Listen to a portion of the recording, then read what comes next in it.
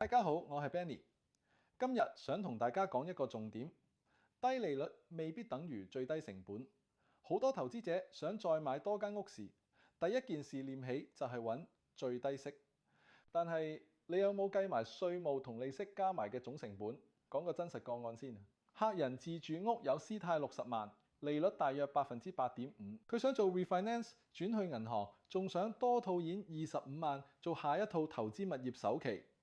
佢係自僱人士，冇開間公司，只用個人名義去經營做生意。最近報稅得19000蚊。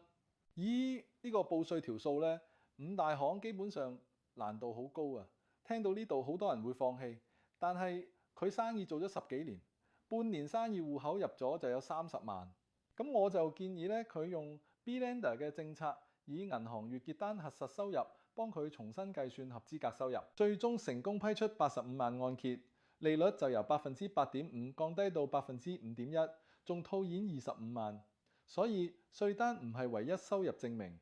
小型銀行對帳單或者公司月結單都可以證明你嘅收入能力。講下自僱人士，通常佢哋有2條路可以選擇，一係用 A-Lender 五大行報高2年平均收入換取較低息口，二係用 B-Lender 維持較低報稅。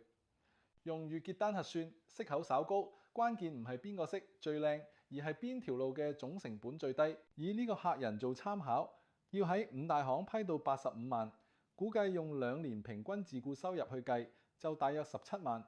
由現況拉上去，需要2年幾交稅款就約12萬。同時 A 同 B 嘅息差約大概1%，以85萬計，佢 B-Lender 每年多付利息大概8500蚊。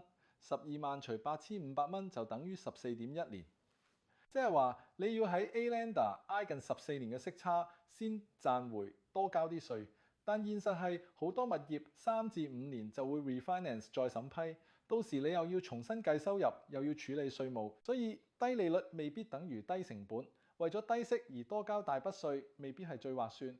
好多人問點睇先係最好啊？用總成本思維做決定，將稅務成本加利息成本一齊計落去。策略1，如果某啲年份你已經報得高，就把買樓或轉按集中喺嗰年做，最大化批核。策略2，公司賺錢有幫助，部分銀行會按比例將公司稅後淨利計入個人收入，就算你未分紅都可能加埋入去計。策略3，銀行月結單要乾淨穩定，對 B-Lender 評估特別重要。首期資金提早到位，審批流程會順好多。如果你都想知自己用 A 定 B 更抵，快啲聯絡我拎免費諮詢啦。我係 Benny，下次再見。